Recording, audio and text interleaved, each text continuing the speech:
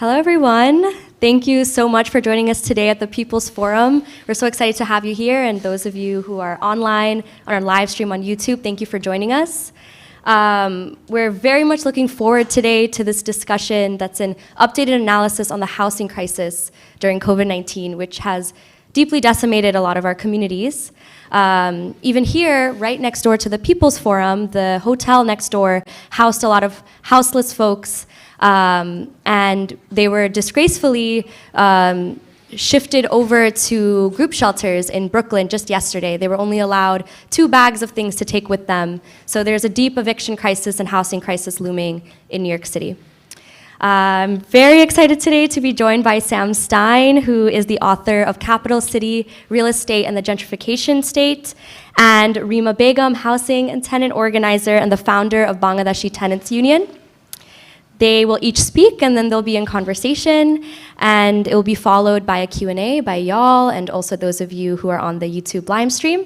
And then we'll end with a book signing. We have copies of Capital City up in the front at 1804 Books. It could also be ordered online, and it's available for purchase there.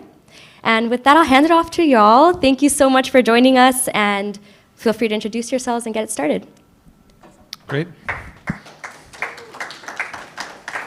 Thanks, Tahia. So we'll introduce ourselves. First, my name is Sam Stein. I am a writer and a policy analyst and an organizer, an activist on housing and planning issues in New York. I've worked in the unions, I've worked in the tenant organizations, and I wrote this book, Capital City, Gentrification and the Real Estate State. And in my talk, I'm going to start off sort of summarizing what's in that book and then updating the analysis for the moment. Thanks, Sam. Hey, everyone, can you hear me? Awesome. If I freeze, it's because we're not on Zoom.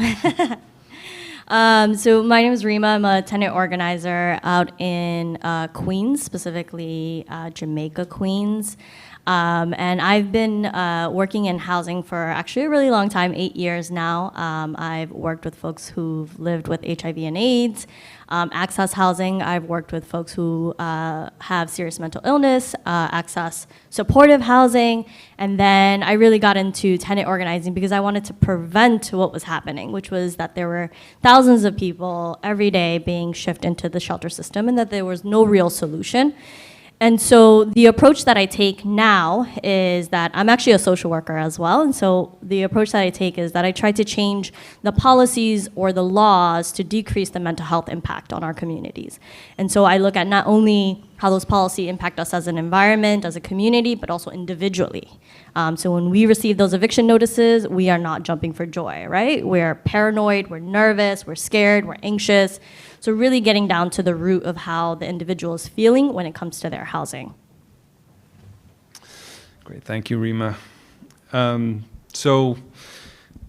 I said, I'm gonna start with the book, which is more than 2 years old at this point. It was a very eventful 2 years. But before I get started, I want to dedicate my talk tonight to my friend Tom Waters. The last time I was here I was here last week for David Harvey's event, but last time I was here before that, I was sitting right there with my friend Tom, and he died of COVID last year, and I miss him very much. So I'm thinking about him tonight. So, Capital City. Again, it's a pre-COVID analysis. It's also an analysis before New York State completely revised its rent laws. And so a few things have changed, but let me start with where we were when I wrote that book I guess I wrote it starting in 2017. So the data was most recent as of 2016. Anyway, at that moment, house sales were happening at a record pace, so there were more and more sales, and yet home ownership was at a 50-year low. In that year, a record 37% of home sales went to absentee investors, people who had no plan to live in the house. Many of them were some of the largest real estate corporations and hedge funds and private equity firms in the world, companies like Blackstone, of course. And renting is rising as home ownership goes down. At the same time, rents are rising. Over the last 2 decades, rental rates rents more than doubled, including inflation. Wages, however, were stagnant, especially for people at the bottom half of the income spectrum. And so, of course, there's a scissoring effect, right? Wages are flat, rents are going up. People are just paying more and more of their income in rent. In New York City, more than 2 million people every single month were paying more than half of their income in rent. It's like a giant cash transfer from your boss to your landlord that you only see for 29 days. Homelessness was already at a record high. Estimates for the US were 7 million people at some point that year were homeless. In New York City, we reached record homelessness shortly before COVID, with more than 65,000 people homeless in this city alone. So there's a lot of ways of explaining these phenomena. The dominant ways are usually either sort of two forms of the same argument. One is there's a mismatch between housing supply and housing demand. A lot of people want to live in cities like New York, but there's not enough housing, and so the price goes up. The kind of cultural parallel to that is that there's been a demographic shift in where people want to live. So younger people who are, who are earning a little bit more money now want to move into cities rather than suburbs, and so there's like what's sometimes called a great inversion of poorer people moving out into the suburbs as richer people move into the cities. Fine.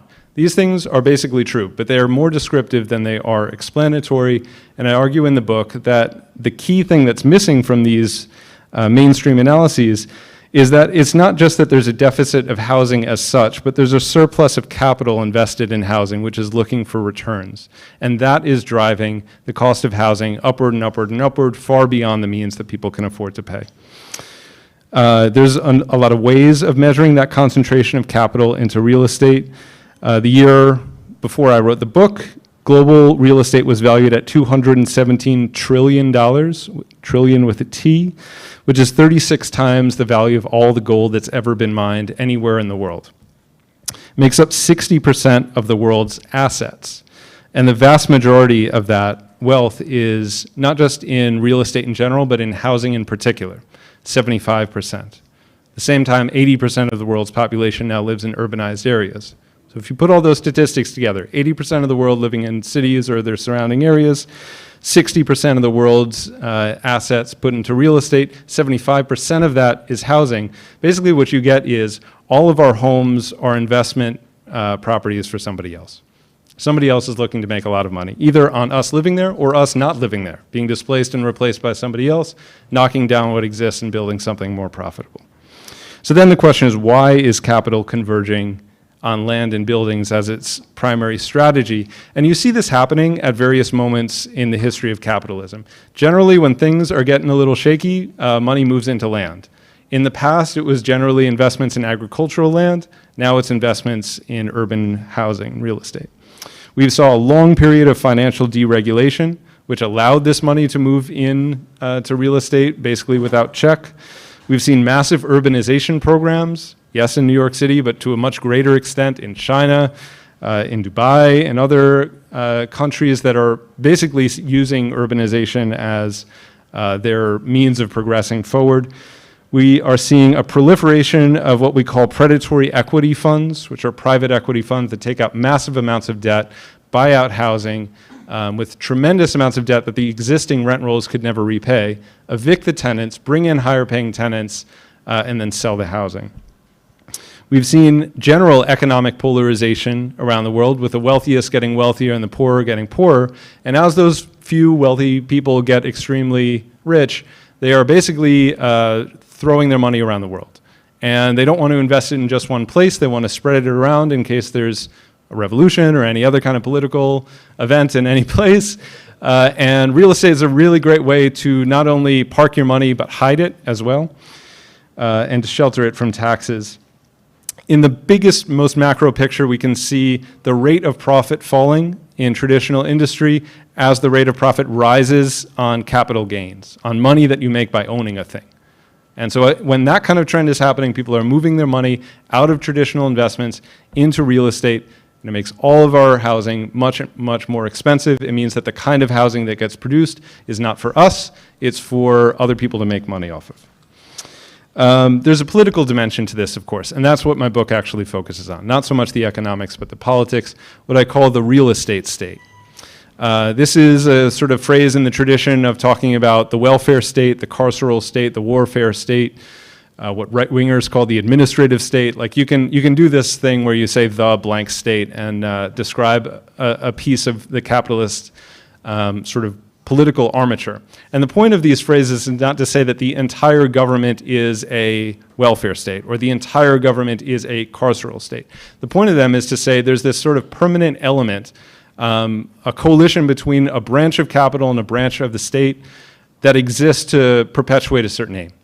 And in the case of the real estate state, it's a coalition between the real estate industry and the state at any scale, but especially the local government, which in the United States is most responsible for urban planning.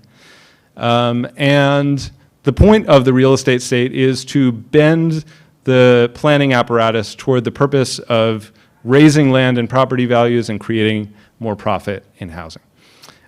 So the real estate state is basically, it's a new name for a thing that has always existed, but the point is that it has become much more powerful relative to other forms of statecraft and other forms of capital.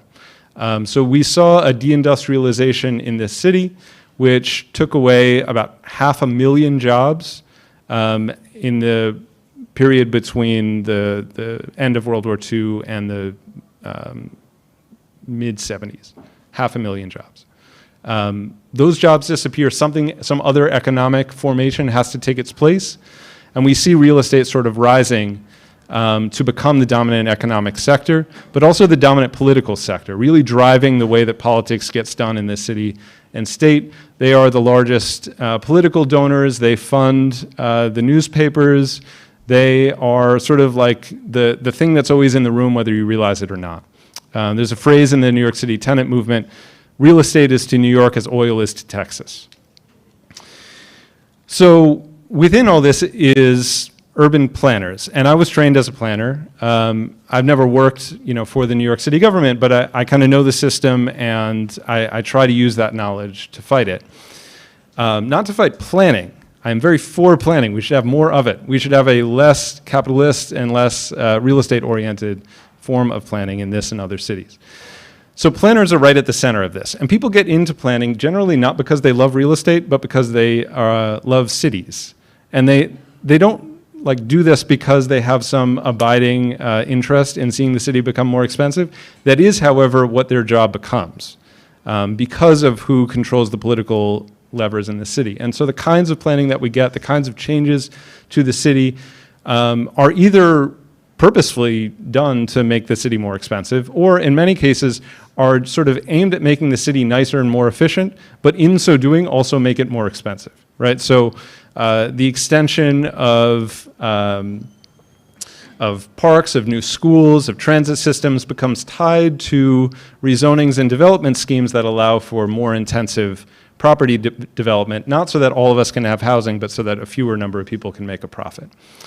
So my book traces how that armature grew up in general, but especially in New York City. It looks at how it differed but remained sort of the same under a conservative mayor, Michael Bloomberg, and under a liberal mayor, Bill de Blasio. It traces the Trump family's rise through that whole thing, using sort of one developer family who happened to end up being the president to show just how far back this goes. Tracing not just Donald's career, but his father and his father's father, and how at every step they were basically playing off of what the planners were doing and also pushing the planners to do specific things to enable their profits. And then finally, there's a long chapter about what the hell we do about this, which looks at both sort of solutions that are legal and viable under the system we have right now, and what it would look like if we scrap that system and have a really revolutionary program of anti-capitalist urban planning. So that's what's in the book. As we all know, however, a whole lot happened between March 2019 when that came out and now. As I said before, the first kind of major event that happened was a really good thing, which was the biggest victory for the New York State tenant movement in arguably 50 years. in the passage of HSTPA, the Housing Stability and Tenant Protection Act of 2019, which was the culmination of a reorganization of the tenant movement and a massive drive locally and in state capital to close so many of the so-called loopholes, though that's a very generous term, in the rent laws that were allowing landlords to raise rents far beyond what tenants could pay. Immediately after we passed that law, before it could even be implemented, however, we were thrown into a pandemic like we haven't seen in 100 years. And so we've seen tremendous deaths from the virus. We've seen people lose income and lose jobs. We've seen housing literally become healthcare as people were told to stay home for a year at a time when we had record homelessness. Hence the actually really good program to turn hotels into shelters for people who are living in shelter, and now the extremely cruel, stupid, and dangerous move to evict people from those hotels. So basically, if we look at what the government response was, it was both extraordinary actions and extraordinary abdications. Right? We saw the government spend money like it hadn't in a very long time. Of course, a lot of that was really regressive, but still, it showed that in a moment of crisis, the state is willing to do things that it was not willing to do before, including an eviction moratorium, which was not total, but kept a lot of people in their homes. And more recently, a fund to repay those rents, which was not the demand to cancel rent that we were all calling for. And we'll get into how that's all working or not. We also saw the passage of a new housing program in New York State, which in my day job I helped write and fought for, called HONDA, or Housing Our Neighbors with Dignity Act, which is puts $100 million toward converting empty hotels and office buildings into housing for the homeless and low-income people. New York State has not done a program like that in a very, very, very long time. So there are openings that have been made through not only the chaos and the direness of the moment, but the tenant movement's dedication to fighting not just to go back to the status quo, but to go beyond it. At the same time, about $2 billion in rent is owed in New York City, probably more.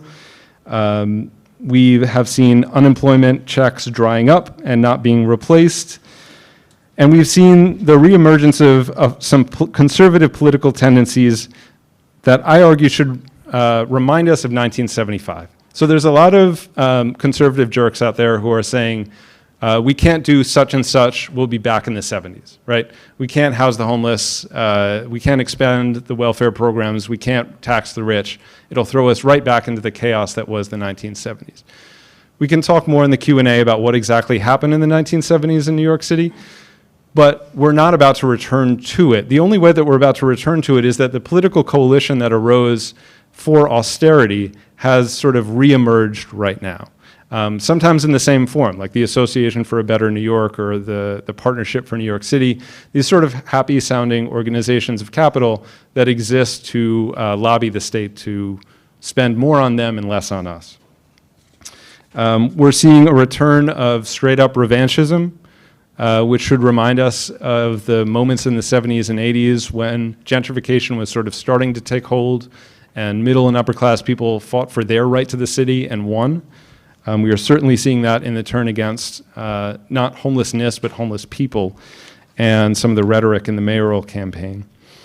If we take it all in full, we see the trends moving often in opposite directions if you look close enough. But if you step back a little bit, you can sort of make sense of it by saying that in the last year, we saw a decade's change in a year's time and the progression of a lot of trends that were already in place. So yes, we saw tremendous death like we have not seen in years. That was a result not only of the pandemic, however, but of a shortage of hospital beds. Why did we have a shortage of hospital beds? Well, we closed dozens of hospitals throughout the state and converted many of them, including in Manhattan, into luxury condominiums. Unemployment spiked to record levels, yes, but unemployment was already at exceedingly high levels, especially in the Bronx and Queens and among people of color, with women being paid less than men. These inequalities already existed before the pandemic. Yes, people moved out of New York City, especially rich people. Some of them are coming back, some of them are not.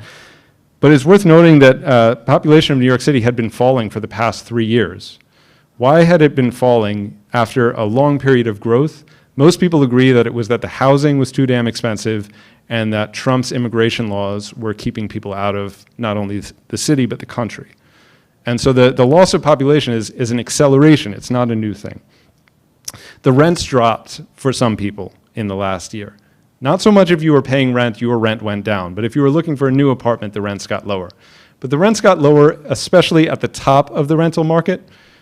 Those rents and housing costs were already going down, both because of some of the advances from that housing law that I talked about, which was bringing down property values overall in a kind of amazing way that was panicking the landlords and developers. But there was also a glut of condominiums at the ultra high end, far more than even the investor class was interested in. So that sort of accelerated as well. We saw retail shutting down in neighborhoods all over the city. But if you remember a year ago, we were already talking about a retail apocalypse as a condition of both way too high rents and firms like Amazon sort of sucking away the interest in local storefronts. And so once again, that was an acceleration of a trend that had been going on for a long time. We saw tech moving in and really bailing out the real estate industry, especially the commercial real estate industry. Amazon, Facebook, Google, all massively expanded their footprint in New York City. But once again, what was like the most important New York City urban planning fight right before the pandemic? It was the fight against Amazon. They were already coming, right? And one of the arguments that we made in pushing back against that massive corporate giveaway was they're gonna come anyway. We don't have to give them this much money and place them in a neighborhood that will result in the displacement of working class neighborhoods nearby. And of course, last year we saw the massive uprisings all over the country in the Black Lives Matter movement, defund the police, all of which was connected to movements to cancel rent and other demands. That once again was a movement whose organization had already built up and really exploded, but it couldn't have exploded the way that it did had it not been for those years of organizing. All of that is to say that yes, this last year was a disruption, but it was more of an acceleration than it was a series of new factors in the city. What we saw, like I said, was a decade's change in a year's time. So if we're thinking now about how to confront those things, the only good news that comes from that is we're fighting the same shit that we were fighting before, just more of it. And I think there's more and more clarity on the fact that what we're not doing is fighting to get back to 2019. We are fighting to change the fundamental conditions of housing, of urban space, of who gets to decide what the future of this city is. One of my mentors, Ruth Wilson Gilmore, often says that capitalism, saving capitalism for capitalism, is ultimately a dead end. And we should remember that once again in terms of our expectations of what the political class will deliver for us, but also what we should be demanding ourselves and how to get there. Two more quick things. The first is to remember the history of previous crises and what they meant for housing in New York City and in the US and elsewhere. So in the Depression, in the post-World War II era, there was a large number of evictions, there was tremendous labor and tenant organizing, and the result was the public housing program and an expanded rent control program, right? So yes, there was crisis, yes, there was organizing, yes, there was results. 1975, we had the next major fiscal crisis here in the city. There was huge unemployment, structural disinvestment. People started squatting in empty buildings and organizing around that, and we ended up getting the program of HDFCs, of limited equity cooperatives, in which those squatters and those who remained in housing that their landlords had abandoned were basically granted title to housing in which to live in but not to profit from. Once again, chaos, organizing, success. 2008, the largest financial crisis since the Great Depression. What did we get out of that? Did we get anything? Like nothing, right? And then there's now. And we have won actually some major things so far, but not enough. So what does that history tell us? It tells us that crises and organizing can produce dramatic new housing programs, new social housing programs. They do not automatically. right? If the organizing isn't there, and if the organizing isn't effective, and if the organizing isn't strategic to meet the moment, it does not produce any new alternative, and we get the kind of massive foreclosure crisis without a new social housing program that we saw just a dozen years ago. Okay, the last thing I want to say is what I ultimately argue at the end of Capital City, which is, yeah, it's hard to imagine going against a $217 trillion global real estate industry, especially as a single tenant. But the thing to remember is all that money is invested in the prospect of all that housing becoming more expensive. A lot of it is invested under the premise that we will be displaced or that we will voluntarily move. If none of those conditions are met, if the organizing keeps people in place, if it stops the rents from going up, it will throw that system into crisis. All of it is built on tremendous debt. All of it must be repaid or else it will go, kaput, right? So it's not as simple as the individual action of, oh, I'm going to stop paying my rent and I'll be fine. No, you'll be evicted. But if you organize, and if we all organize at a larger scale, we actually have a structural foothold in the mechanisms of global capital. 60% of global capital is invested in urban real estate. What happens if that urban real estate doesn't pay off? Okay, I will leave with that question and look forward to hearing from Rima.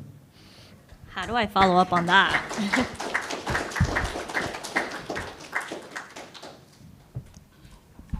All right, we're gonna go grassroots. Let me figure out how to sit so we can do this together.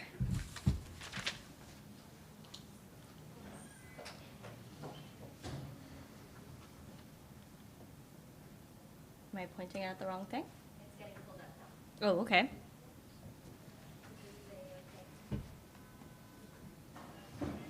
Awesome, cool. Can you guys hear me? Okay. So close to 400,000 Bangladeshis live in New York City. Recently, Bangla became the top 5 languages in New York City, which means that we are a growing population. Bangladeshis live in enclaves throughout the 5 boroughs. The enclaves help the community function on a small level, but when these folks enter or encounter institutions like the Department of Education, housing court, criminal system, etc., that's when you start to see the cracks, and much of it starts at language access.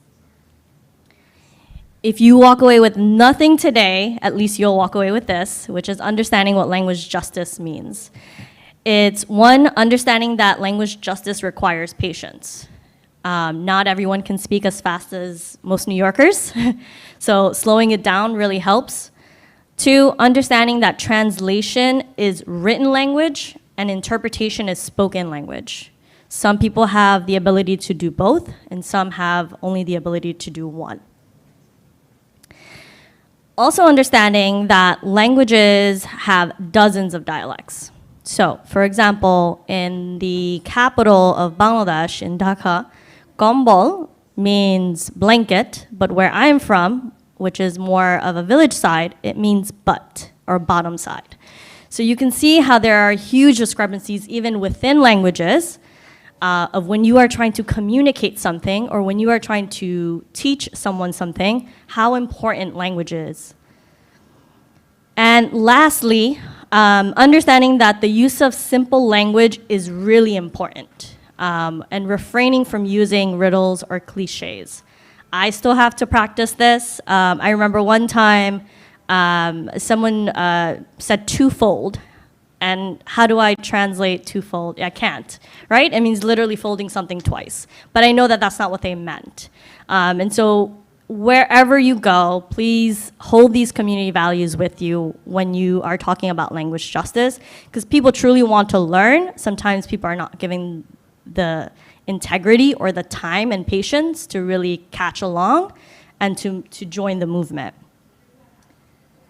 So the nation's first Bangladeshi tenant union was launched in October 2019. We are about to turn 2 years old in response to the government's lack of language accessibility, cultivating more Bangladeshi leaders to educate themselves and their neighbors, and advocating for legislation that would advance tenant rights in New York State. There are approximately 40 members that are part of the Bangladeshi Tenant Union who live in rent-stabilized apartments. These are apartments that are regulated by the state. Tenants have strong protections against bad landlords, illegal evictions, and rent hikes. Majority of the tenants are working class families, working jobs as taxi drivers, home health aides, and fast food workers. BTU focuses particularly on fighting against predatory landlords like Zara Realty in Jamaica, Queens, who are currently being sued by the Attorney General's office. Zara owns 45 rent-stabilized apartment buildings, majority of them being in Jamaica, Queens, where there are also a large Bangladeshi population who rent apartments. We are going to play a video. Shortly after the launch, tenants were invited to join the Bernie Sanders campaign and talk about organizing. The people in this video chose to do this on their own time. We want to show the video to provide some context on organizing and housing justice. Please note that Chaya CDC did not endorse this or participate in any way or any of the groups that are here today.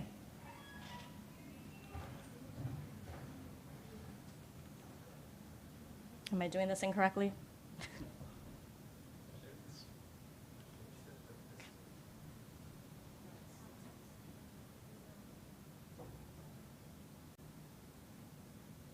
Will do anything wrong, just the way police will come and arrest me. Why they are not arrested and why they are not getting the punishment?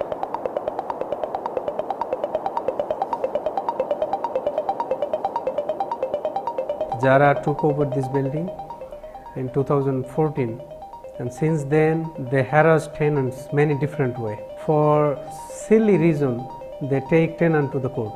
So there are many Bangladeshi people that live in Zara Realty buildings here in Jamaica, Queens. A lot of the tenants here face issues getting repairs, just some of the basic needs.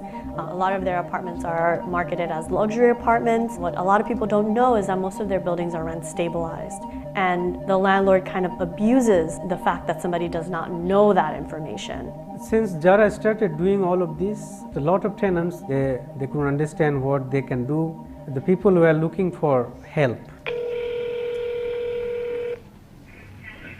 Thank you for calling 301. My name is Francisco. How may I help you? I see here you're calling about landlord maintenance complaints. How may I help you with landlord maintenance complaints? Hi, yes, I'd like to report some building-wide issues. So the first issue that we're having is the laundry room. The machine doesn't work properly. In 2004, I came to this building in a studio room. The rent was $775, and that apartment they are renting now $1,550 now. Poor এবং working class লোকজনকে অনেকটা ধাক্কা দিয়ে এখান থেকে আমাদের neighbourhood থেকে বের করে দেওয়া হচ্ছে জেনেটিফিকেশনের জন্য। So they knows how to increase the rent, and fraudulently they increase the rent. It is clear to me, therefore, that in the midst of this national housing emergency, we need federal policy which protects tenants from the greed we are currently seeing in the real estate industry. No other presidential candidate has come out with a housing plan this comprehensive, right? We're talking about everything from homelessness to giving renters a right to organize. Housing crisis is not just a one city, one state issue. It's across this nation. And for us to be the most powerful nation in the world and to say that we don't have homes for the poor is just ridiculous. Landlords in Nevada, Vermont, and all over this country should not be able to simply raise rents to any level they want, any time they want. We're going to put an end to that. I believe if Bernie come to the power, then you know that all over the country, the tenant will be able to establish their rights. Bangladesh is for Bernie Sanders!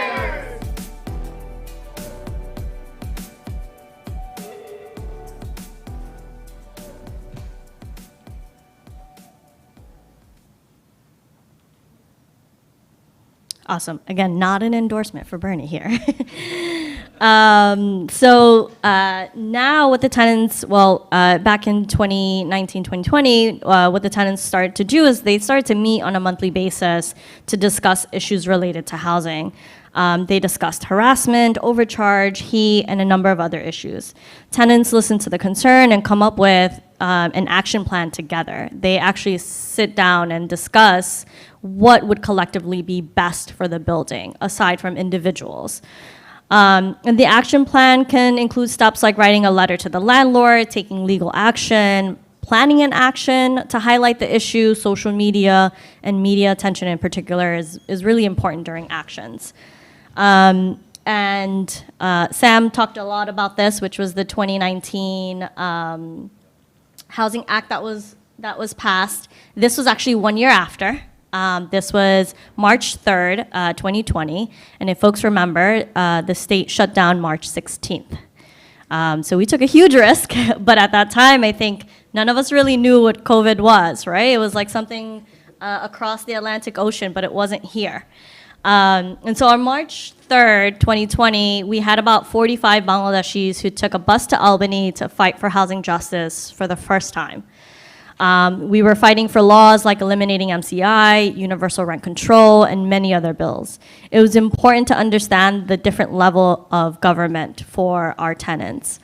State senators and assembly members have a lot of control of New York housing. Collectively, we decided to target the state instead of the city on housing laws. When we were in Albany, we visited elected officials' offices and discussed the importance of the bills and how they would impact their housing. This is oftentimes known as lobbying. And a lot of these Bangladeshi families actually met their senators and assembly members for the first time, even though all of them have offices right in their neighborhoods, but didn't really understand the dynamics of how this particular individual has an opportunity to shift and change their direct housing. And so here is a short clip. This is one of our leaders speaking at the action there. I don't think you can hear him. But I think to Sam's point, the housing movement is really strong, and it grew massively over the last few years.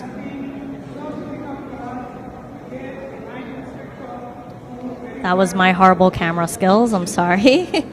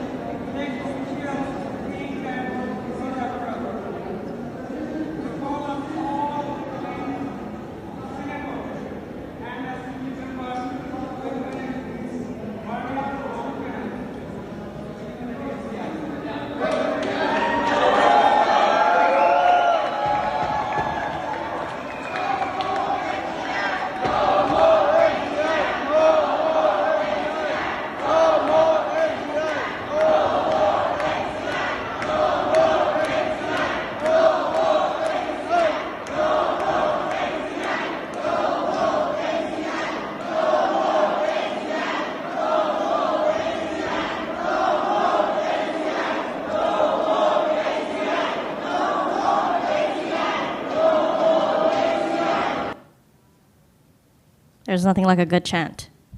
I don't think I came up with a chant for today, but that's okay. So shortly, I mean, literally like 2 weeks after that, there was just complete chaos. Nobody knew what to do. Everything shut down. A little bit before, a lot of our taxi drivers were actually mentioning in our meetings that people were not traveling as much, and the industry was kind of declining. And so they have, for a few months, have experienced financial hardship a little bit before all of this kind of started. So during COVID, organizing efforts have increased with our members dramatically. Many of the families lost their jobs, lost their income, some losing family members. A lot of the drivers in particular had a difficult time accessing unemployment. So I don't know if you all remember during this time period where the state was not giving them unemployment. So a lot of them literally were living off of their savings. And a lot of them were asking me a really difficult question, which is, do I pay for rent or do I pay for food? And at the end of the day, I mean, one, who am I to answer that question for you, right? Two, we are in such a state of chaos that we have to ask that question, right? In a city where we throw tons of food away, right? People are asking, do I feed myself or do I pay rent? And that question was quite difficult to answer. And ultimately, the decision that we came down to was going on a collective rent strike, organizing with our neighbors.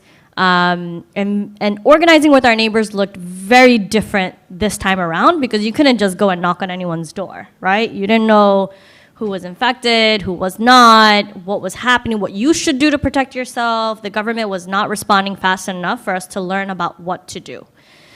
And so we tried different techniques.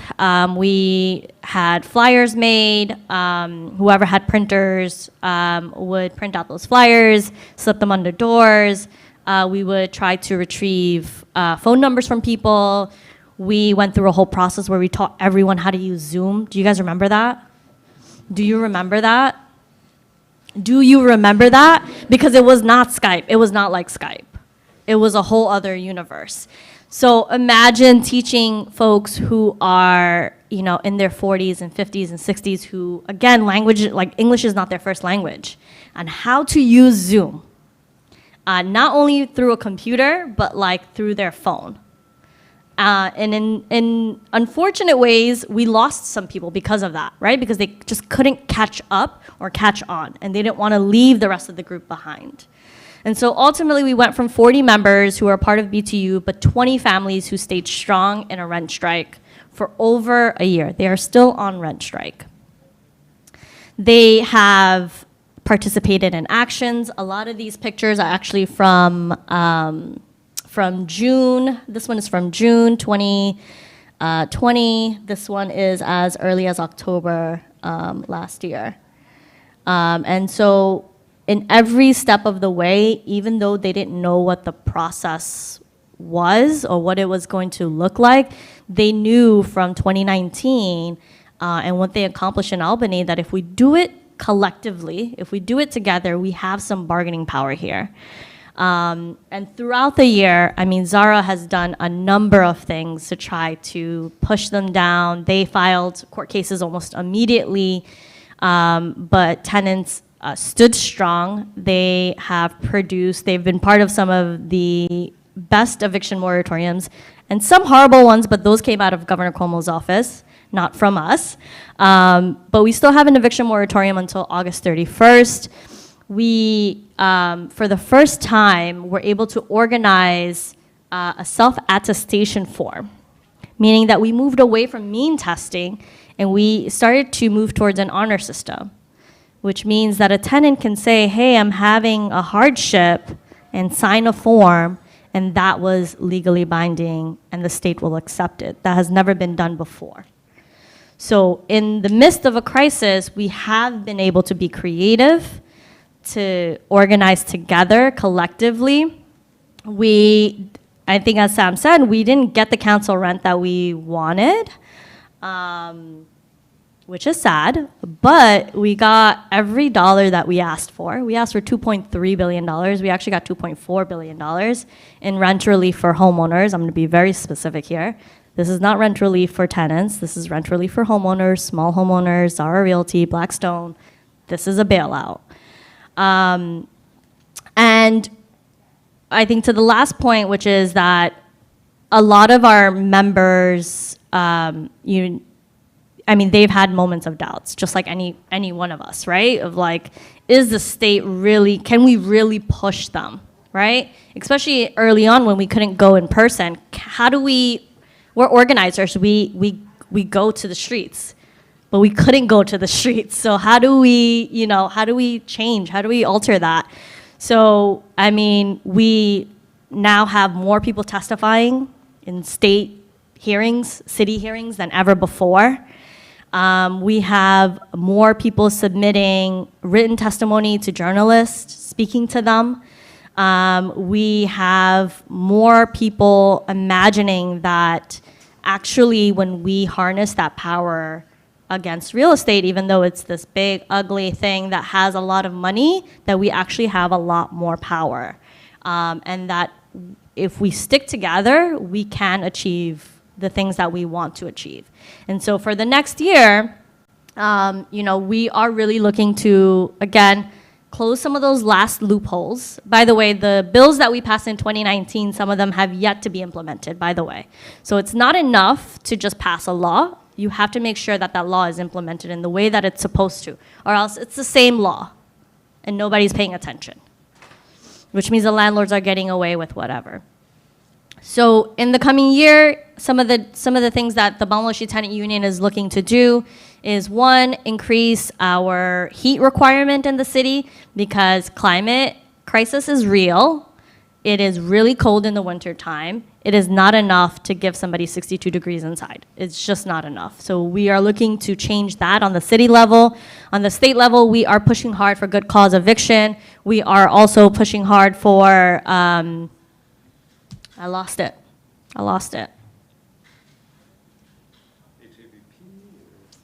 Yes, HAVP, but I lost one more, and I promise you I'll figure it out by the end of the panel.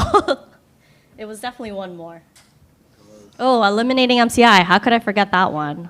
Yes, that's the one that we need to focus on. So that's a bit of my presentation. Do I have one more thing here? Oh yeah, this was the last action.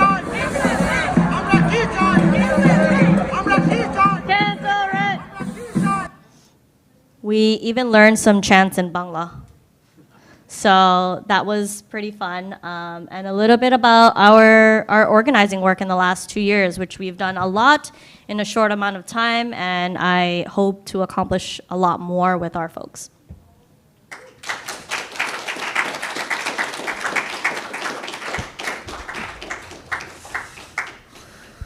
All right.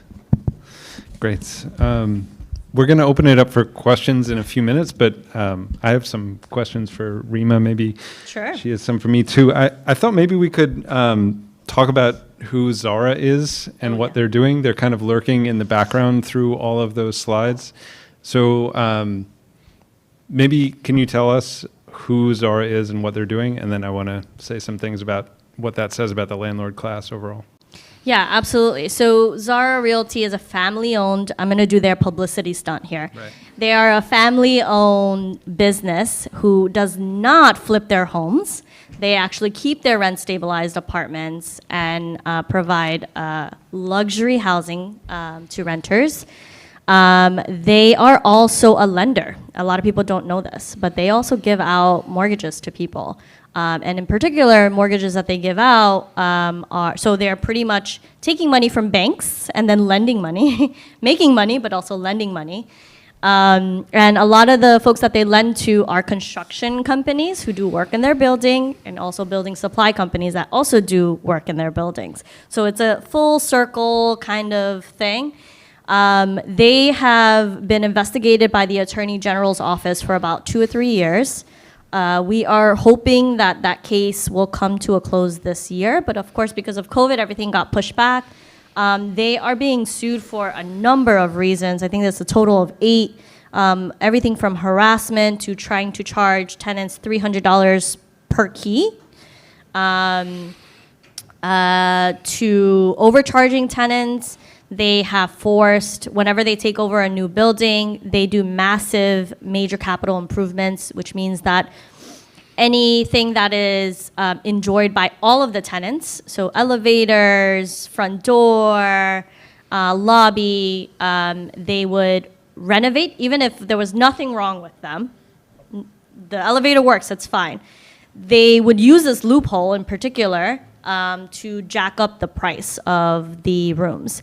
One of the rent strike buildings actually that we have, they have 5 pending MCIs that range from $1 to $3 million. So we're looking at about, I want to say $150 per room. So if you had a 1-bedroom, the living room counts, the kitchen counts, by the way. You're looking at close to $400 to $500 increase just from the major capital improvement. And that property increase that the landlord is looking to do, just like any small homeowner, if they do the roof, the property value goes up, right? Actually, the value goes to the homeowner, the tenant just pays for that value. So that's the, that's the loophole that like really exists. Zara has invited family members who don't, speak English and forced them to sign new leases in the middle of their leases and have jacked up the price. They have forced them into preferential rent, which is this cozy little discount that landlords say that they're giving you, that, the apartment's worth $2,000, but you are so nice, your credit score is bang on, so I'm gonna give it to you for $1,200. But in reality, what they were doing before, and we are lucky that that change happened in 2019, they would eliminate that discount, and then now your apartment went from $1,200 because the landlord just loved you to $2,000 in a matter of a year. And none of our wages, I don't know about y'all, but I wasn't getting no bonus that could help me, afford a $2,000 apartment. So that's Zara Realty. And I know some of my coworkers are here and they know I talk about Zara all the time. They're up there, and they have even testified in front of the Assembly and the Senate, even after all the things that they do to tenants. Even after all the ways that they harass tenants, will still show up and testify and say, I'm a good landlord, I don't flip homes, I'm providing good quality services, when in reality they aren't. And just the cherry on top of that is that in most of their buildings, I don't want to say all, most of their buildings, they have signs that say, if you know somebody who is here in the US illegally, you can call the Department of Homeland Security, and the hotline is right there in front of the elevator. That's who they are. And that's the end of the publicity notice. Yeah, and so I want to jump off of that. And first of all, this is your mom and pop landlord. Yeah. Like, yes, there are others that are smaller time operators, but often the ones that the landlord lobby and the politicians who love them will trot out are these family-owned rental companies.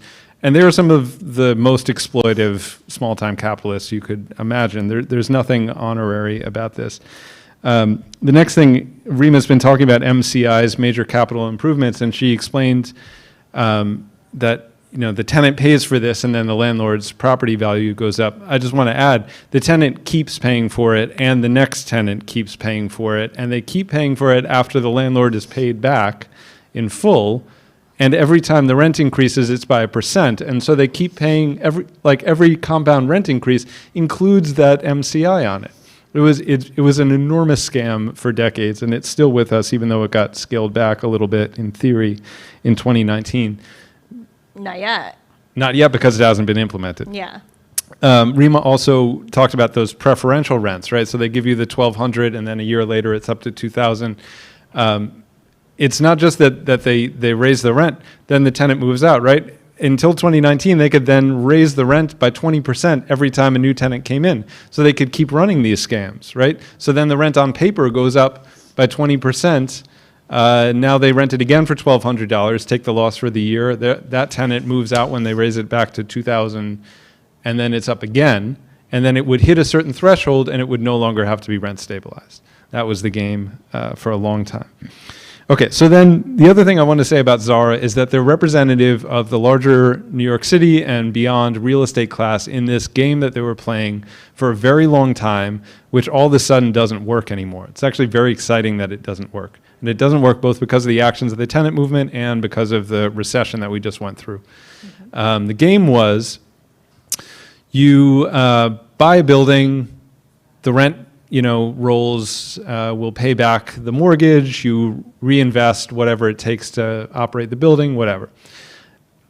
As the property values in the city are going up, as rents in general are going up, not only does the landlord profit from those rents that are going up, not only do they profit from a sale if they sell, but for many years, like for decades, they were going to the banks and saying, hey, I have a mortgage, I want to refinance now. I want to take out all the equity that I put in, you're just going to give it to me, and then we're going to have a new mortgage based on the new property value, right? The building is worth more now, so we're going to have a new, bigger mortgage. I'm going to repay you. I'm going to repay a little bit more every month. And how am I going to do that? Either or both by raising the rents on the tenants or by scaling back on the building. And that's how you get those conditions that we saw in the tenants video. And that's why they are so reluctant to invest in the buildings, because they're paying back the banks. They took all that money in equity out of the building, and then what do they use it for? They pay back their investors, they keep it for themselves, and they buy more buildings. And so then they buy a new building. Okay, property values are going up, rents are going up, I'm going to refinance, pull out that money, buy another building, over and over and over again. And that's how the New York City property market worked for a very long time.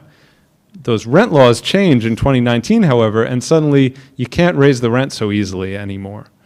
And the property values for the buildings, as a result of the fact that you can't raise the rent so much anymore, start to cool.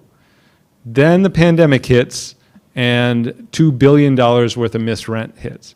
We are now in a moment where we are talking about bailing out the landlords through this, what Rima called a rent relief for homeowners program. And so they might be okay. But they're never going to get back to the place they were, and they might not be bailed out entirely, right? A lot of them might just go under, and that could be the moment that we need to organize for the kind of collective social housing vision that I talked about that has sometimes been the result of crises of capitalism in this city. Okay, I also wanted to ask about the 20 families who are on rent strike and just ask how they're doing.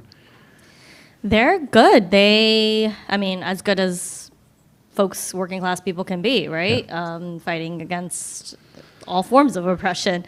I do want to add for the Ewrap program, the Emergency Rental Assistance Program / Homeowner Relief Fund. I'm going to add that. That's not the official title, by the way, so don't quote me on that. That was one March of this year, rolled out June 1st, and we have yet to even issue one check, and we're 60 days in. So a massive failure on the state, which tenant organizers and activists knew this was going to happen because it happened last year when the Department of Housing had their rent relief program and issued people $150 is what one of my tenants got towards their massive $10,000 bill. But our to answer your question, our rent strikers are actually, thinking about pushing through even longer. They're seeing the value. They're looking at the reaction that Zara Realty is having. They've come up with so many creative ways.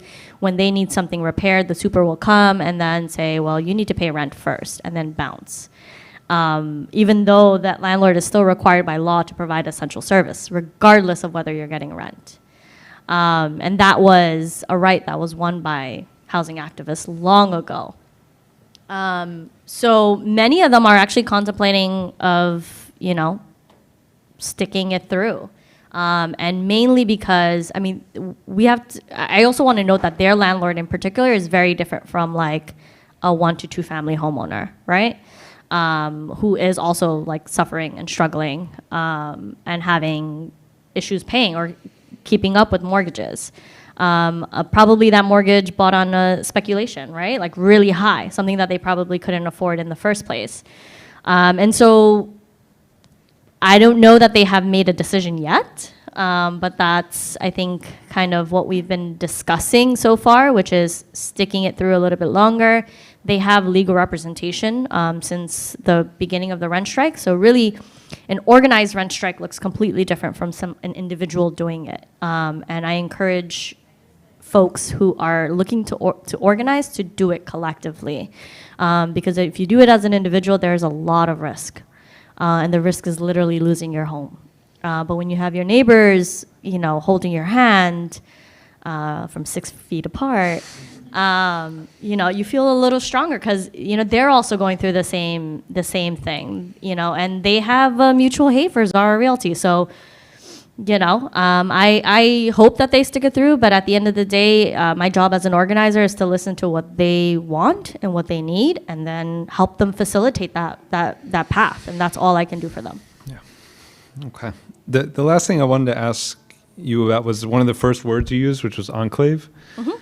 And maybe you can tell us about how the Bangladeshi community in Queens operates, what those struggles with city agencies that you talked about are. And then I also want to challenge it a little bit because there's a romanticization of places that we call enclaves sometimes that, so I was also mentored by a guy named Peter Kwong who wrote about Chinatown in Manhattan, and he would always say, there's this school of scholars who say that Chinatown is an enclave, and in an enclave, people of the same ethnic group, the same immigrant background, help each other up. And so the Chinese with capital will employ the Chinese laborers who will come in and they will work for a while and they'll make money and then they'll be the next generation of Chinese factory owners. And he said, what the fuck are we talking about? This is not how it happens. It's a system of extreme exploitation that just happens to be within one ethnic group, and people's basically racism keeps them from seeing the operations of capitalism. So I guess my question is, first of all, just how does it operate? And then how do the class dynamics operate within and without it? Yeah, there is, I think we can spend another 2 hours on enclaves itself. For Bangladeshi folks in particular, because if we're talking about East Asian folks, right, their history to the US looked very different from Bangladeshis who came after the Civil Rights Movement because of the Immigration Act. So coming in the 60s and 70s and then much later on. Enclaves are exactly what you mentioned, which are just hubs of people from particular ethnic groups or regions. They encompass small businesses of folks who speak that language or are from that region. They encompass food from the regions that we're from. There are many Bangladeshi enclaves, Parkchester, Norwood. There was actually one in the Lower East Side, which is where I grew up before gentrification happened. Jackson Heights, Jamaica. A lot of, and I want to note that there's a pro and con to enclaves, right? The con being that clearly there were Black and brown indigenous folks who lived there, and so we have pushed them out. So we ourselves are also gentrifiers in that process, and so we have to accept that and acknowledge that we are also part of that that system. The pro is that if my mom wants to go down to the store and purchase something, she can. She can go get her medicine. She can go to the hospital. She can go see a doctor. All of those things are provided to her because of language access, and so. The issue then becomes when you step out of those kind of boundaries and then you encompass institutions that do not have language access or are not fluffy and nice like an enclave or like a hub, then what happens? Then your kid gets screened for the wrong classes, right? They have autism, they don't get screened for it because you don't know how to articulate that or you don't understand that there are processes that are part of that. I'm using that very particular example because 2 of my nephews have autism. And for us to even go through the whole process, and mind you, I have a master's degree, but for me to go through that process with my sister was like going through hell and back. And, we were fortunate, right? I'm a true advocate. So I was like, no, you got to go back. You got to, whoever the supervisor is, we got to go to that. We got to file a this, a file of that. You need a FOIL, you need a that, But that's because I understand that process. But everybody who doesn't understand that process, what are they going to say? Oh, at least we're getting an American education, right? Public schools are free, right? And then what happens? Their child actually isn't serviced in any way, right? And then that can lead to what? So many other things, right? And you can look at that at any institution. Health. You can look at it in housing court. If you've never visited housing court, please, one day go. You will see a sea of working class people sitting there with their head down. It is the craziest thing to see. but we all need to understand that literally is what the system does to us. So, yeah, I don't know if that answers your question about enclaves, but I actually very much, I grew up in public housing as well in Drew Hamilton, and so I didn't live in enclaves after the age of 8. I lived with mostly black and brown folks. And when I actually moved to Jamaica, Queens, I then realized, you know, like why does somebody need my help, right? Like why does somebody need my help where I understand the housing world, but they don't? And how do those two things mix? How come we've been here for many years and yet we still don't understand how housing court works? You know, why we still don't understand how the education system works, why we still don't vote. You know, like all of these things and questions are a part of like why I continue to do organizing work, because I'm still, it's not that I found any of these answers, by the way, is that I'm like working towards it, right? And then and every step that I get, I'm like asking another question, which hopefully will help further my community in understanding like why we're here, what our purpose is, but also like how to work together as a working class community. Thanks. Yeah, we can talk. Okay. I definitely have a few questions for Sam. I don't know if we have time. We have time. Okay. Cool. So most recent, I know we chatted a little bit about rezoning. So there was the Soho, NoHo, Chinatown rezoning that happened and the Flushing rezoning that happened. What are the key differences in both of those rezonings? Why did they, and I'm sure you may or may not have the answer to this, but like there's such opposite outcomes that happened. The engagement looked very different. The elected officials' response looked very different. So what are your thoughts between these two rezonings, one in Manhattan and one in Queens? Interesting. So for those who are hearing the word rezoning for the first time, zoning is the rules about what can be built where. It's about the height of building, the kind of building, the space between buildings, all those regulations that are done at the city level. And in theory, it's a sort of technical, value-neutral process of just making places nice. And there's a public health component of separating residential from industrial space so that, you know, we're not breathing in factory air all the time. In practice, there's a lot of money on the table. Anytime you change the city's land use, and especially at a time like right now, when, like I talked about before, all that money is invested in real estate. And so when you create the potential for new development, if you don't restrict it in any particular kind of way in a city like New York, you're going to see luxury development, and you're going to see the opening of what we call rent gaps, the difference between what the place can command right now and what it command if it's torn down and rebuilt in a much more intensive way. So there's rezonings that happen parcel by parcel, and there are rezonings that happen that the city initiates at the neighborhood scale. And so earlier this year, last year, Flushing by the Flushing River was under consideration for a rezoning that would have allowed a tremendous amount of new development in an area that, first of all, has seen a ton of luxury development already. Second of all, was one of the fastest growing immigrant neighborhoods in New York City, especially Chinese and Korean. But there's also a Latino community there and a historic African American community. And remains a very low wage area.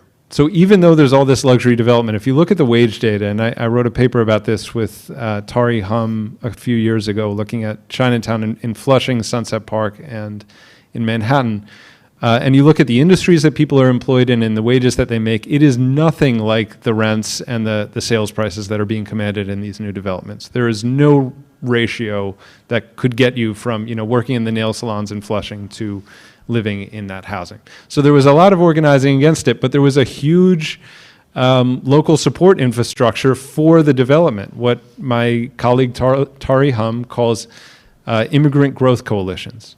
Coalitions of immigrant investors, tourism boosters, bankers who are interested in commercial lending rather than sort of small mortgage lending, politicians who are taking real estate money, all those folks together who sell gentrification and specifically new build gentrification as a form of local economic development, even though the kinds of properties that are produced have nothing to do with the kinds of rents that local folks can pay.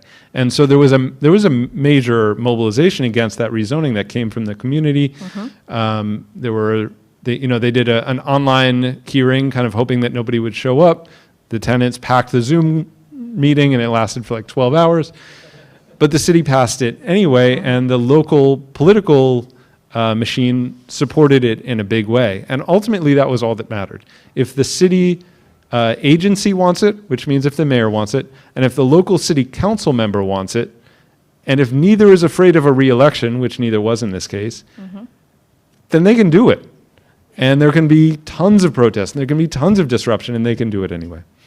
What's happening in Soho is, I think, qualitatively quite different, though some people watching this may disagree.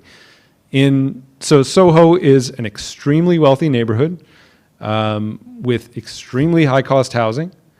It borders on Chinatown, which remains a working-class neighborhood, even though it is experiencing gentrification.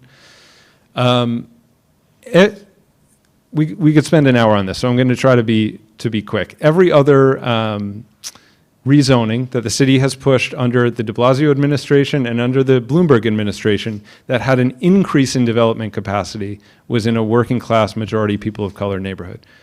There were down zonings where they restrict development that happened in wealthier white neighborhoods, but basically only poor people of color were expected to absorb new growth opportunities in the city. And so we saw gentrification.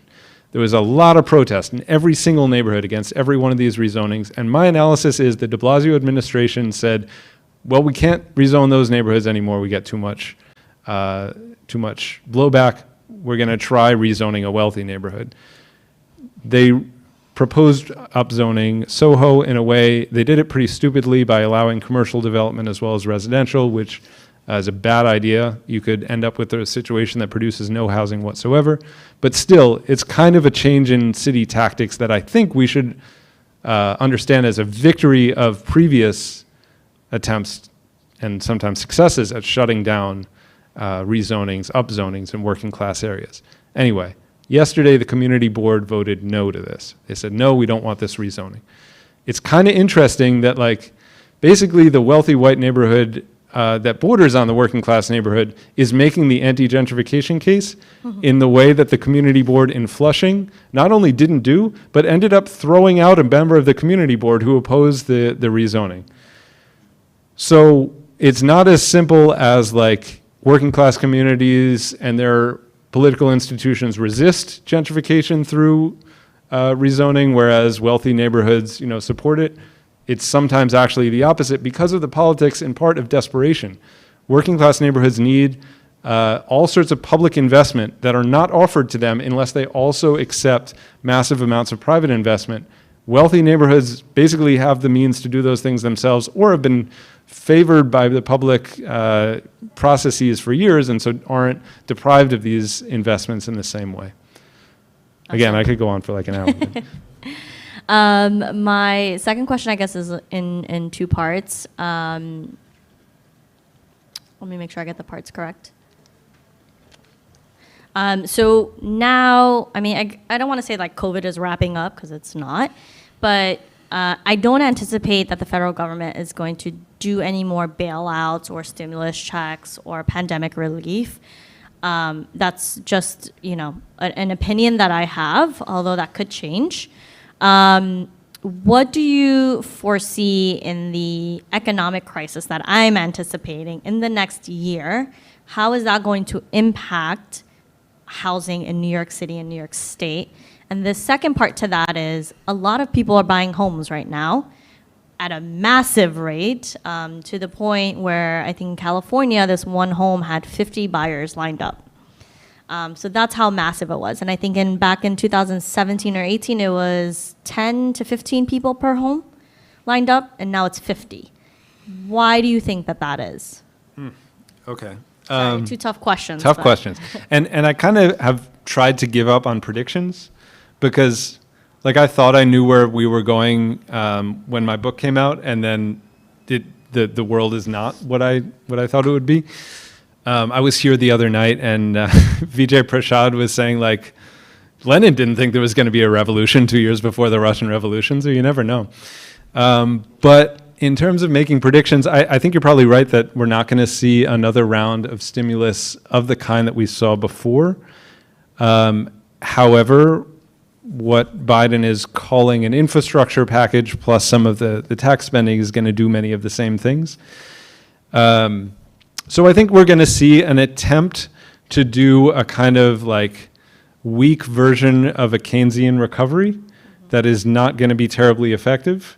Like the Keynesian recoveries were usually only effective for a couple investment cycles.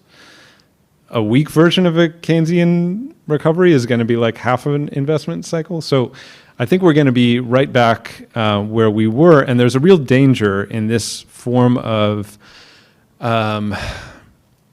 moderate liberalism, which can be a backdoor into a much deeper form of reactionary politics. If people get the idea that, like, oh yeah, we tried, social investment policies and they didn't work, and they're not really seeing an alternative further left, they may move to the right. And so I think there's a real danger in it, and I think it's up to, folks who are doing the organizing to push beyond the sort of limits of what we're being offered from Washington, from Albany, and from City Hall to actually first envision and then get to deliver something much bigger. The second question is, why are we seeing all these people trying to move into housing all of a sudden? At first, the economists were saying, like, oh, don't worry about it, it's just pent-up demand. If you normalized all the buying that's going on right now over a year when people weren't doing any buying, then it would actually look like the same supply and demand curve. I think that's no longer true. I think that was true for a little while. At this point, it's something else. And some of it is people leaving cities and leaving their homes. Some people had traumatic experiences and they have the money to do it. I think a lot of people were like on the fence about maybe suburbanizing their social reproduction, and suddenly accelerated that. Like, they were thinking they would do it sometime in the next 5 years, and then suddenly all their friends moved to the suburbs and they were like, oh shit, I'm going to do it. The banks are lending. We're seeing the lowest interest rates. Really low interest rates, incentivizing people. There's a lot of people who really suffered economically this last year. There's a whole other class of people who were just working from home and not spending on anything fun or taking trips or anything. And I was like, suddenly they have the money to buy a more expensive house than they would have otherwise. So all that stuff is happening. But it's like, it's the same movement of capital into real estate, but in a form that looks a little bit more like the 1950s than the 2010s. The question is, like, does this do anything to our local housing conditions in cities where we're not moving? The market-oriented folks will be like, yeah, this is great. There's going to be less demand for the same amount of housing. We're going to build more. It's going to bring down the rents overall. We haven't actually seen that. So we saw these discounts, which have mostly disappeared by now. We've also seen the most expensive condo sale in New York City history. So it doesn't appear to be self-correcting, and it instead appears to be yet another way of capitalism saving capitalism from capitalism. Yeah, and I think it's going to all come crashing down on working class people. Who bought houses that they couldn't afford because of massive inflated rates. Yeah. That's it for my questions. Yeah. Do we want to? Yeah, thank you both so much. You gave a really rounded look at the housing crisis from a top-down and also an organizing perspective, grassroots. I think before we bring it to the crowd, I do have one quick question. Sam, you mentioned 60% of global capital is in real estate, probably higher now, maybe. Can you perhaps tie the housing crisis to like an international vision, maybe what's happening in India, South Africa? What is your take there? And Rima too, if things come up. Yeah, this is not a U.S. problem. This is an international problem. You see many of the same dynamics happening in the cities that get called global cities by sociologists, which is New York and London, but also Sao Paulo and Mumbai. But you also see it in smaller cities all over the world that might be the secondary or tertiary city in a given area that suddenly is also experiencing massive rounds of new development at the same time as rents and housing prices are going up. So it's not the same in every place. The legal systems are different. The rights are different. Right now in Berlin, for example, there's a movement to expropriate the largest landlord, which is amazing. But they can do that in part because there's a clause in the Constitution, which is a holdover from the Soviet period, which says that basically the public use is higher than the private use, and you can take for private property in a way that if we did that in the U.S., we would be buying out all those landlords, like we just did with 12 of the worst landlord-owned buildings in New York City. And that's a good thing that we just bought them out and expropriated them, but we had to pay them for it, whereas in Berlin, they're talking about paying $1. In Vancouver, they also paid $1 to the worst landlords in the city and took the buildings and are converting them into social housing. So it shows a few things. And of course, you mentioned South Africa. There's the shack dwellers movement in South Africa is one of the most inspiring housing movements in the world right now, pushing for basically social control of land everywhere, but making a similar argument to the MST in Brazil, that we are on this land. No one else should be allowed to take it from us solely to profit from making somebody else pay for it. We are the ones giving social use to this land, therefore we effectively own it, we control it. Those are the kinds of movements around the world that we should be looking at, and it's hard sometimes from New York City, where feels pretty fatal a lot of the time. That the power of real estate is in our face every single day, but we should remember that a lot of people are taking a lot greater risks to push for a much more expansive vision around the world every day. I don't know that I know much about international housing stuff going on, but I guess if I looked back home, I noticed that we had, I think recently, the largest GDP growth that surpassed India. And there's been huge development happening in Bangladesh. And at the same time, you'll see videos of a huge climate crisis happening, right? Floodings and all of those things happening. And Bangladesh is already, below waterline, I think, at this point. So, thinking about those, I can't talk about housing without talking about climate crisis as well, because they go hand in hand. And I'm just, thinking about the next 5 or so years and what my homeland is going to look like. And parts of it is going to be decimated. It's going to be underwater. Right. And New York City is 4 islands in a peninsula, just to remember that. All right, so thank you both. We're opened up to Q&A. You can just raise your hand and I'll pass you the mic. 3 islands.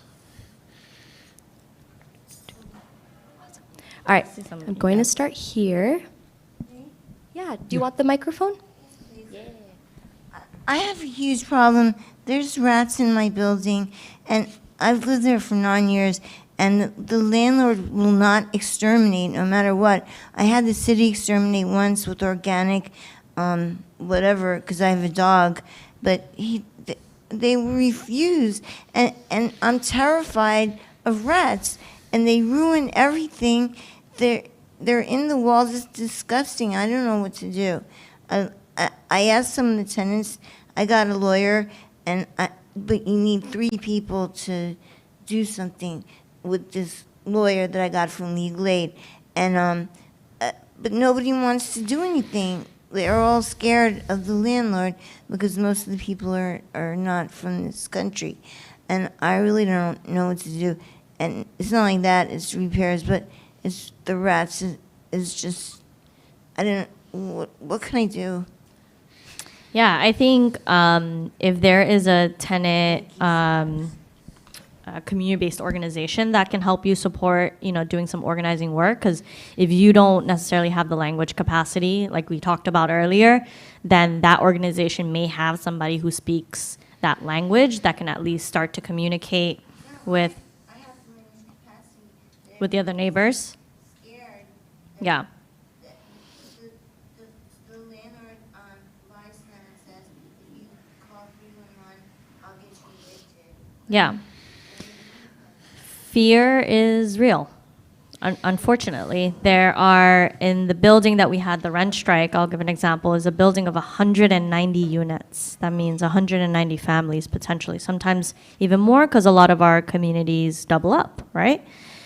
And out of that, we have 20 rent strikers, right? So we have a small number of this larger portion of population of people that we can service. So it took a lot of conversations, honestly. It's not a one-day thing. Even to this day, I'm still having conversations with people like, you're okay, you're all right, I know you're anxious. Because at the end of the day, at least for an organizer, right, from my perspective, I'm not experiencing Zara Realty personally, right? They don't personally attack me. I'm not getting a rent invoice of $15,000, $20,000, right? So, very much, I think, just continuing to talk to your neighbors to build that relationship. Relational organizing is so important in organizing. Getting to know your neighbors, starting to understand why they're scared first.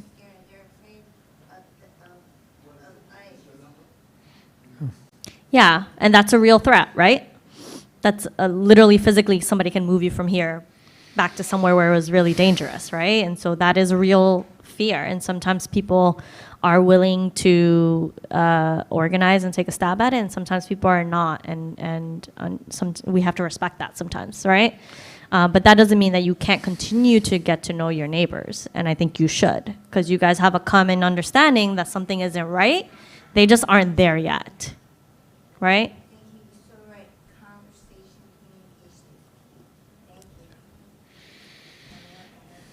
Thank you so much. There's a question here.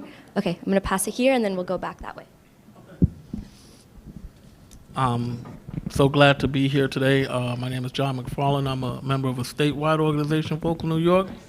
In the interest of full disclosure, I have known Rima Begum for a couple of years now. We've organized in some of the same clubs coming out of Queens. I have a question about accountability and what I call transparency now. And this is addressed to either one of you. Where we have, in the case of Honda, how do you see going forward implementation and then consistency with that implementation? Because, we can implement these laws, for the low-income housing folks, and in a year or two, if something else comes along and we turn our backs for a minute, then it goes back to the status quo. So how do you see, Rima, Sam, how do you see the implementation first and consistency of what I call fair implementation going forward? Thank you. Yeah. You want to go first? I think I mentioned this earlier, which is implementation is even, I think, more important than like the actual passage of law, because if you have enough bodies, you can potentially, sway the elected officials to pass it. But if you don't do the second part to that, which is like, who is the commissioner? How are they writing this law exactly? Are they saying and, or are they saying or? Because that means either you're including a whole bunch of people or you're excluding a whole bunch of people. And unless you really understand that the way that they chip away at these laws are implementation, then you lose sight, right? We're all love the congratulations, Twitter friends, Instagram friends, we did it, we passed marijuana, we, blah, blah, blah, blah, blah. And then what? We still don't have a process for legalizing marijuana, right? Because the governor is upset at God knows who. Is the same process that happened with the changes to MCI. 2 years out, we produced another report on MCI, and we have yet to talk to the commissioner to testify. We have not even gone through that process. It has not even started. But those MCIs that are still pending are still around, right? Which means that people are potentially still going to pay $500 more or so. So my thought to this and how to kind of solve this is that if there is a particular group or organization or like-minded folks who are really invested in Honda, who are, really into TOPA, and you can tell in the movement who those folks are, right? Because they're the ones who are like, yeah, I want to do this action. I want to, those are the same folks that need to stay committed to, we are going to create an implementation group. And so we've done that with the MCI. It's called the DHCR implementation group. So we actually look at, and some of our BTU members are actually part of that.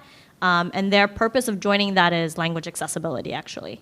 To making sure that we are translating this information adequately and not using Google Translate, but like a skilled person to get this information out.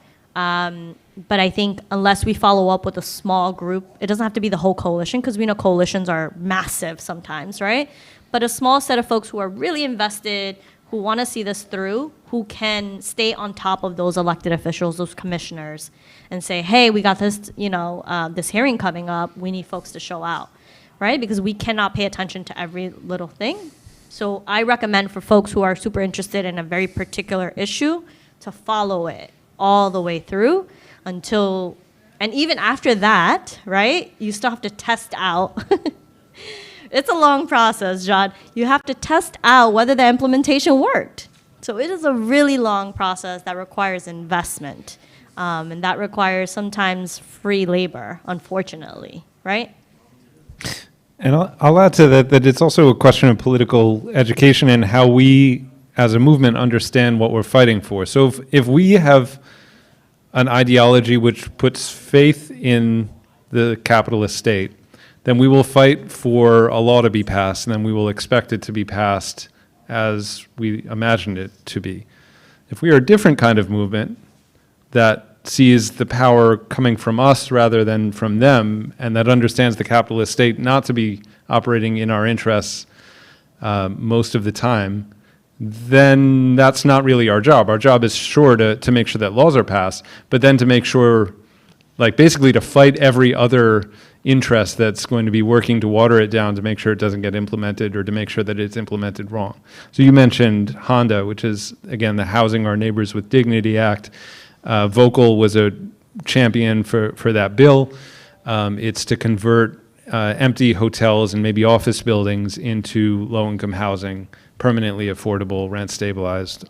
It's a really good bill, right? So it's passed now. First of all, the governor hasn't signed it. So the first fight is make sure the governor signs it, because he can just sit on it until December 31st, when many of those hotels are not going to be empty anymore. And he can demand changes be made to the law, even though it's been passed by the legislature, right? And so we know Cuomo isn't our friend. Then after he signs it, the state actually has to do the thing, right? They have to buy the hotels. They have to put out the money that they appropriated. They have to follow all these rules that we fought to get into the bill, to say that it's going to be half, at least, folks who are experiencing homelessness, that there's going to be, good room quality standards, that they're not just going to be warehousing the poor. And if we don't have faith in the state to implement these things, which we should not, then it's not just our fight to fight for the victory at the legislation, but basically to build and exert our power at every stage.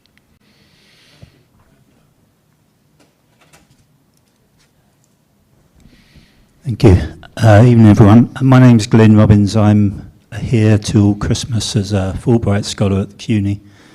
And I guess partly I'm here because I'm a housing worker and campaigner back home. And if you haven't guessed yet, home is England. And just to emphasise the point that Sam was making, everything he said in his presentation could be said almost word for word about the city that I'm from, which is London. And I will gratuitously plug his book, actually, because I come here as a foreigner, and he has helped me to understand the planning landscape here in New York City. So I know talking and thinking about planning can be a bit alienating, but I would recommend it if people haven't bought a copy yet. And I wanted to just address some comments to Rima as well. It's fantastic to hear about the Bangladeshi working class community getting organised here, because I'm from Tower Hamlets, which is the borough in London which has the biggest Bangladeshi community in the country. And the struggles that community went through a while back now, I guess, 70s and 80s, wasn't just about housing, actually. It was about fundamental human rights. It was almost a kind of civil rights movement in a way. And I just wondered, I think Rima's alluded to it, about the Bangladeshi community in town. It's actually faced institutional organised racism, not just on the streets, although that too, it was, it was deadly at times, but also within the corridors of power. And I wondered whether that has been an issue here as well. And then just finally for both of you, I'm sitting here and I'm thinking, really, when we talk about housing policy failure, which we are essentially, we're talking about political failure. And so, I mean, forgive me if this is a stupid question, but what would happen if, say, a representative from the Bangladeshi Tenants Union stood for election? You seem to have a lot of elections here, I've noticed. There must be one coming along soon. No. What would happen if some housing activists stood as specifically housing activists outside of the framework of the establishment political model? What would happen? And if you can give me some answer on that, it'd be useful so I could take it on. Thanks. Well, welcome to New York City.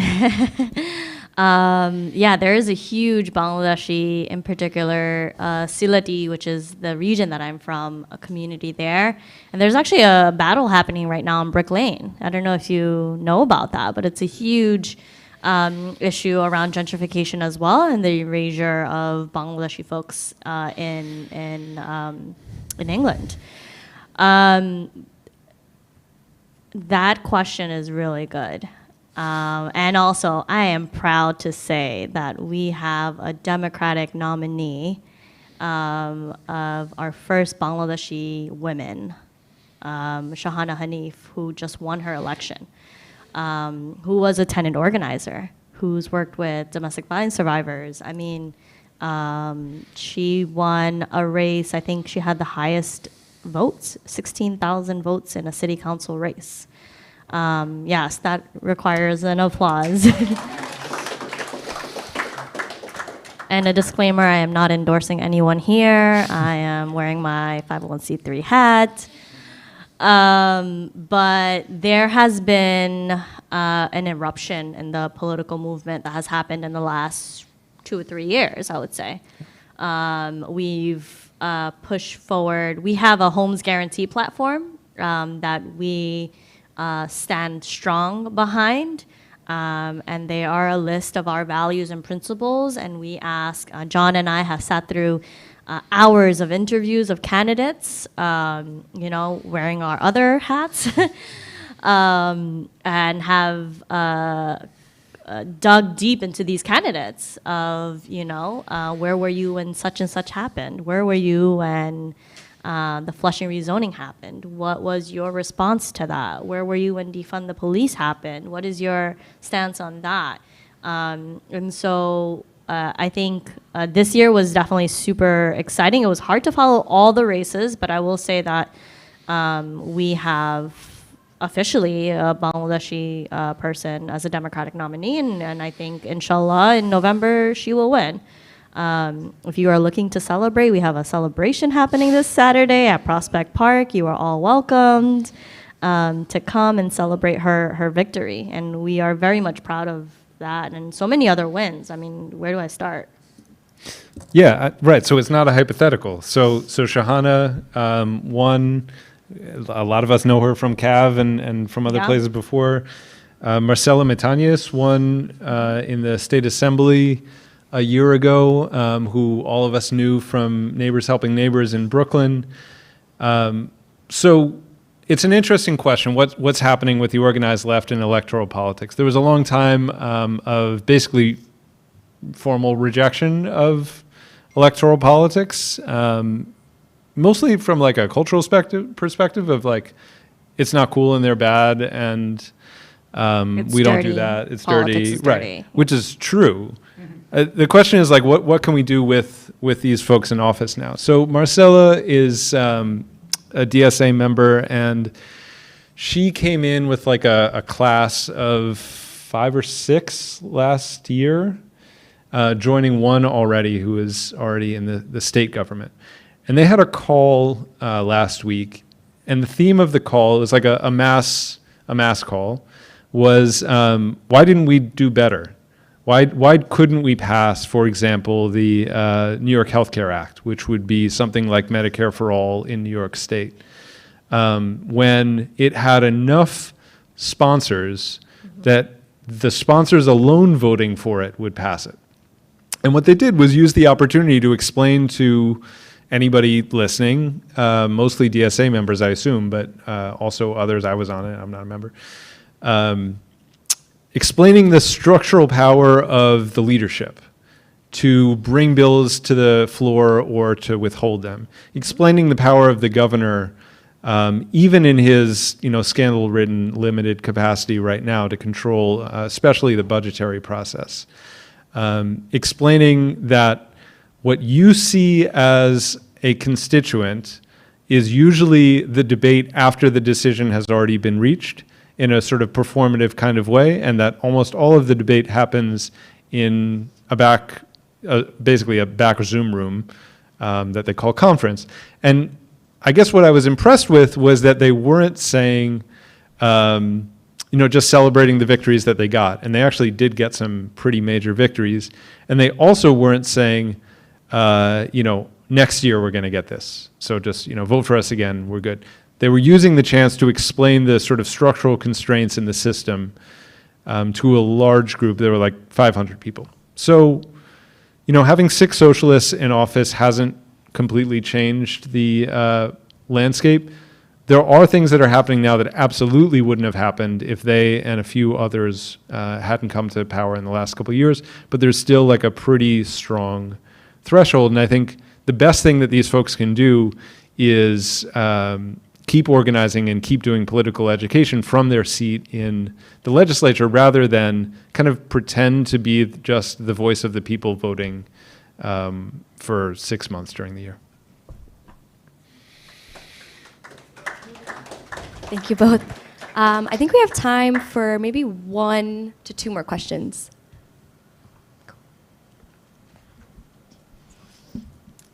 Thanks. Is it on? Mm-hmm. Okay. Hi, I'm Harry. Thank you guys for being here. Sam, I really appreciate your book. I bought it for a lot of people in my life. Probably paid for a couple coffees in your time. It also inspired me to write an article about inclusionary zoning in my hometown, which inspired the mayor to call me angrily, asked me why I hadn't warned him about it. Anyways, that's a whole nother story. So I have the problem with these interesting conversations. They always inspire a million questions, so I've tried to narrow it down to one. But you mentioned at the very beginning homeownership as a kind of like a baseline statistic for the health of housing in the U.S., which I thought was interesting because this is kind of a relatively unchallenged concept, especially in U.S. housing circles, is that homeownership is a kind of a good thing, right? That it's a positive to have high homeownership rates. That the ultimate goal of housing is to get people to own homes.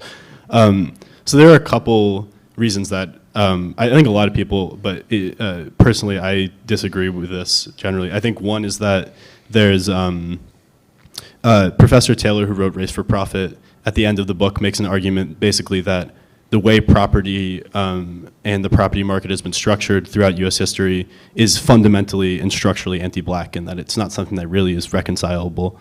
And then there's also an element of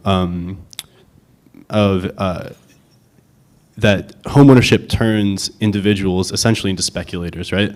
So it takes this kind of broad-scale phenomenon that you were talking about in Capital City and makes individuals into people who are dependent on property values constantly going up for basically their social security, for their retirement. It's the main investment that most people make in their lives if they do make that investment. So I guess the question I'm getting to is kind of how do we deal with these material and ideological realities that homeownership represents in the U.S., and how does homeownership in the U.S. kind of fit into your vision of social housing? Does it fit? Mm-hmm. Is it a community land trust vision? Like what does homeownership mean to you in that sense? Great questions. Thank you very much. And I'm curious what your members think about homeownership versus rental as well. I'll say, first of all, that my statistic at the beginning was meant to be descriptive instead of prescriptive. So I'm not saying that we should have a high homeownership rate. It's more like we're selling a lot of houses, but not to the people who live in them.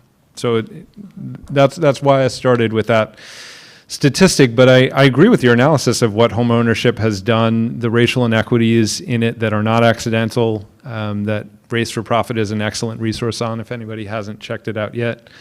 I agree with the ideological function, like, you know, the argument that, I don't know if it was actually, what's his name, the developer in Long Island who said this, or if it's just sort of pinned on him, but the idea that like you won't go on strike if you have a mortgage. Levitt, yeah. Yeah, sure, go ahead. There's also a famous quote from Franco, the dictator in Spain, his housing minister, who said, we want a nation of homeowners, not proletarians. Exactly, right. Right, I mean, the idea is to turn every worker into a small property owner. The small property owner class is often the backbone of fascism, and not just in Spain.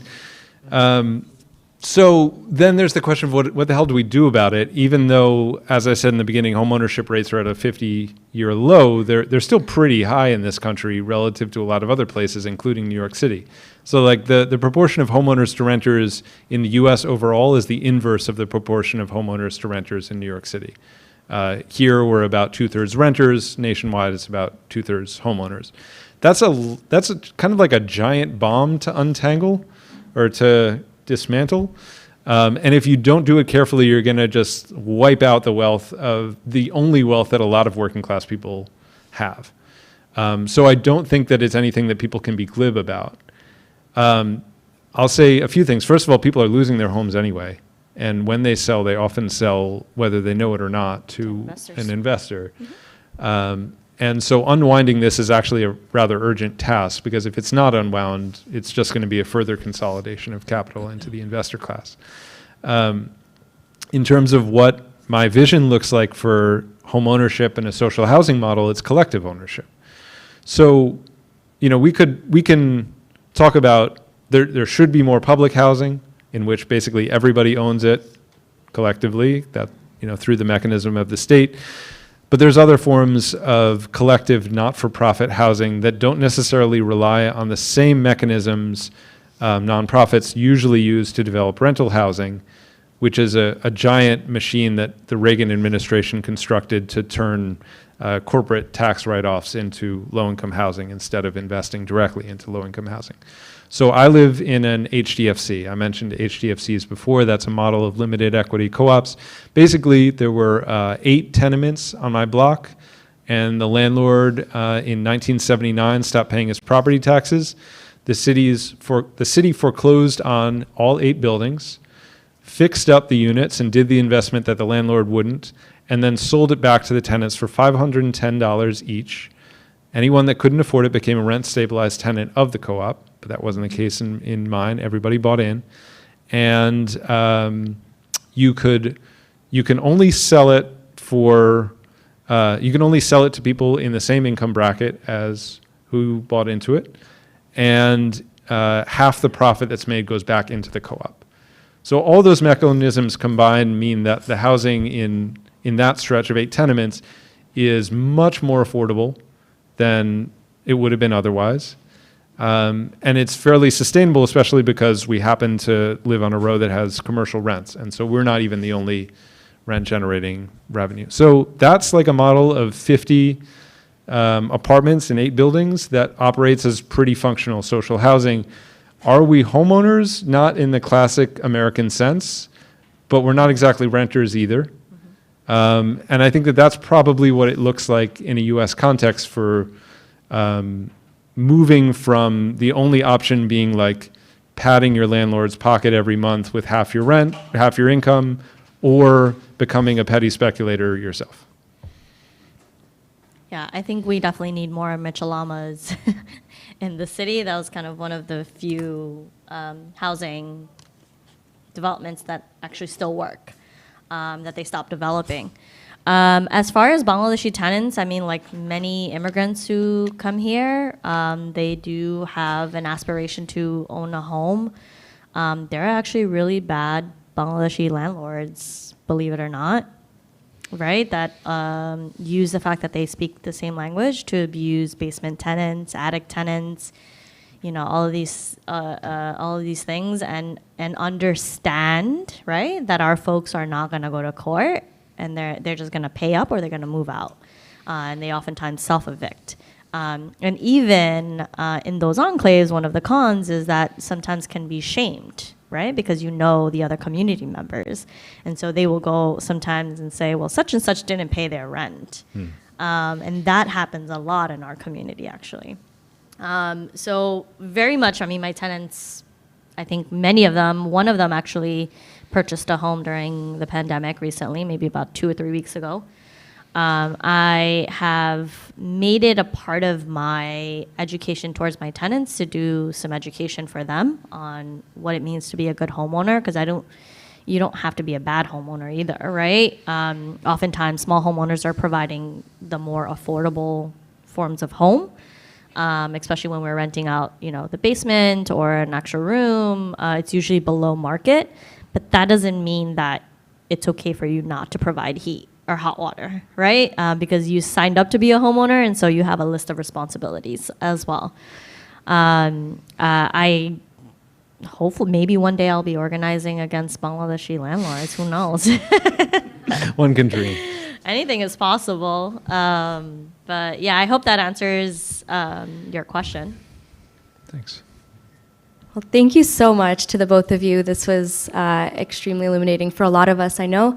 Any parting words from both of you, from your fronts of struggle in this? Should I go first? Yeah, go for it. Should we rock, paper, scissors? First of all, thank you for putting on the forum. I mean, this is the first time I've done a panel in over a year and a half, I think. I didn't think I was going to make it through, but I made it through. It was a wonderful dialogue. You know, although we're here to talk about housing, and that's like one issue, everything is connected. And so whenever you're doing your work, remember that intersectionality is real and that you really need to look at all the other factors. Housing is a key component, but there are many other things that are connected. You know, when you're talking about the individual that's actually living there, the systems, the institutions, the political machines, all of these things kind of intertwine. So, and the best thing that you can do for yourself is educate yourself. I mean, read his book, read other books. If you want to join grassroots movements, you absolutely can. I'm sure Vocal has a membership sign up. You know, Chaya doesn't, but, you know, we'll get there. We haven't worked on our membership process because of COVID. But there are so many movements that are out there. You know, find that one thing that you really love. That's, again, like not your job, but like something that, like, you know, you love to get up and go do. And then make that your passion project. And then just keep asking yourself questions. That's the best way to learn. And if somebody is saying, why are you asking so many questions? That's not the right person to be mentored by or to be inspired by. Make sure you are, you know, asking yourself and everyone else around you, like, why is it that we're functioning this way? Why is it that it's happening this way? And then work together to come up with solutions. And I think that's kind of my parting words to you all.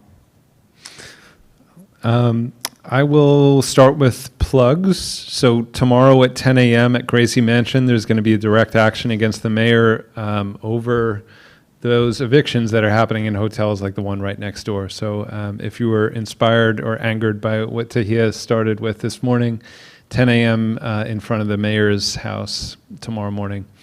I've got a couple articles coming out if you're interested to look out for, a book about Hasidic Williamsburg and the real estate market there. That'll be out in Jewish Currents this month. And then another article looking at the way the ultra-wealthy waste space in New York City and the sort of vertical sprawl of ultra-luxury high-rise housing that nobody lives in.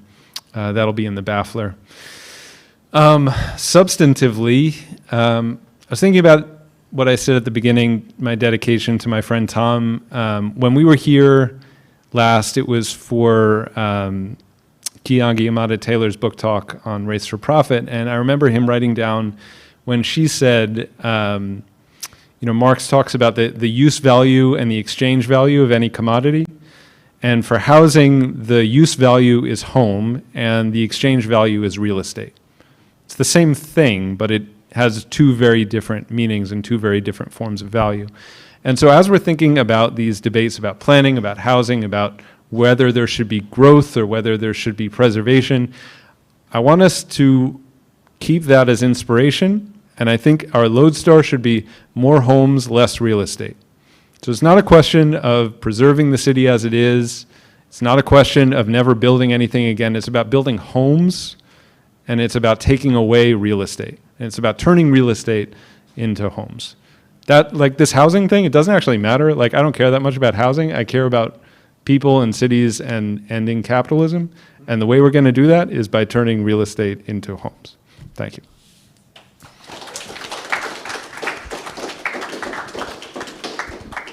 Well, thank you both so much. That is the end of our dialogue. But we are going to end with the book signing of Capital City. The books are available for purchase at 1804 Books, our new bookstore here at the People's Forum. So you could purchase it here and come back up here to the front to Sam to get it signed. If you also have your own copy that you've had over the